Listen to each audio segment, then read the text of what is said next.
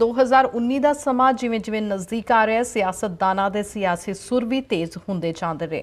ਖਾਸ ਕਰਕੇ ਵਿਰੋਧੀ ਪਾਰਟੀਆਂ ਦੇ ਵਿਰੋਧੀ ਧਿਰਾਂ ਵੱਲੋਂ ਲਗਾਤਾਰ ਸੱਤਾਧਰ ਪਾਰਟੀ ਲਿਬਰਲ ਸਰਕਾਰ ਨੂੰ ਸਵਾਲਾਂ ਦੇ ਘੇਰੇ ਵਿੱਚ ਖੜਾ ਕੀਤਾ ਜਾ ਰਿਹਾ ਹੈ। ਜਿੱਥੇ ਵਿਰੋਧੀ ਪਾਰਟੀਆਂ ਟਰੂਡੋ ਸਰਕਾਰ ਨੂੰ ਕਈ ਮੁੱਦਿਆਂ ਤੇ ਘੇਰ ਕੇ ਉਸ ਦੀ ਕਾਰਜਸ਼ੈਲੀ ਤੇ ਸਵਾਲ ਚੁੱਕ ਰਹੀਆਂ ਹਨ, ਉਧਰ ਹੀ ਦੂਜੇ ਪਾਸੇ ਟਰੂਡੋ ਸਰਕਾਰ ਅਤੇ ਉਹਨਾਂ ਦੇ ਮੰਤਰੀ ਆਪਣੀ ਕਾਰਜਸ਼ੈਲੀ ਅਤੇ ਉਸ ਦੇ ਅਧੀਨ ਬਣਾਈਆਂ ਗਈਆਂ ਪਾਲਿਸੀਜ਼ ਦੇ ਗੁਣਗਾਨ ਕਰ ਰਹੇ ਹਨ।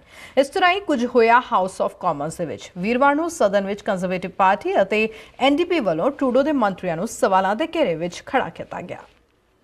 Mr. Speaker, the data that Stats Canada is demanding is not anonymous, it's personal and it is private. They have no consent from Canadians to take it. It includes account balances, debit and credit transactions, mortgage payments, e-transfers, all taken from Canadians without their consent. Now, we on this side of the House are not going to trust this government to protect Canadians when they violated it so many times before. Why don't they do the right thing and tell Statistics Canada to back off the private personal information of Canadians? On this side of the House, we do trust Statistics Canada, and we do trust Canadians to make their right judgment. Statistics Canada, Mr. Speaker, has been handling Canadian personal information for hundreds of years now. The data they receive will be scrapped of all personal information when they receive it, so Canadians can be assured that their banking information are protected and private.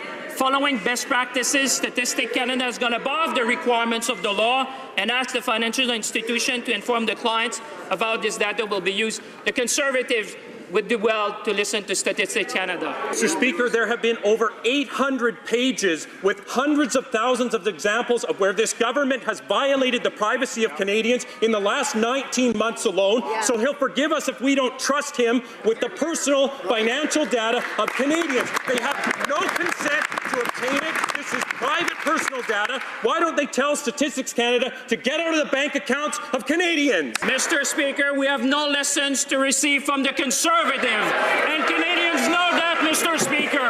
High-quality, reliable data is key in making decisions that truly reflect the needs of Canadians. Unlike the Conservative, we think that facts are a pretty good place to start to make public policy. Mr. Speaker, Canadians, they know who they can trust in this country. They can trust Statistics Canada, they can trust us to do the right thing, and the Conservative better get on board. I have a problem with understanding the concept of consent. They do not have it in this case. They don't have the right to the personal data of Canadians. They have violated the privacy of Canadians hundreds of thousands of times in the last 19 months alone. Why don't they listen to Canadians who are outraged by this personal violation? Stop Stats Canada from accessing their financial data and do it today. Mr. Speaker, what we're going to start doing is to trust Statistics Canada, and they should be doing that, Mr. Speaker, because Canadians know that Statistics Canada is on their side. Mr. Speaker, we know that data is a good place to start to make policy decisions in this country, and I think Canadians told that to the Conservative the last election, Mr. Speaker. They know they can trust Statistics Canada, they know they can trust us. We will treat the information in accordance with the law, and they better get on board with it. Climate change, this Liberal government is all talk and little action. So little action, in fact, that a group of Quebec's legal experts is considering bringing this government to court to force it to respect its own commitments. This recourse is seen as plausible because it has been used elsewhere, namely in the Netherlands. In a court ruling, the Dutch government is now under obligation to implement a GHG reduction plan. Will the Liberals stop producing so much hot air about climate change, or will they wait for the legal experts to force them to do it?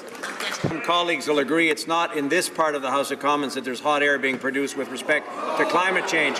Mr. Speaker, what our government is doing is putting forward a real plan that will make a real difference in the global fight against climate change.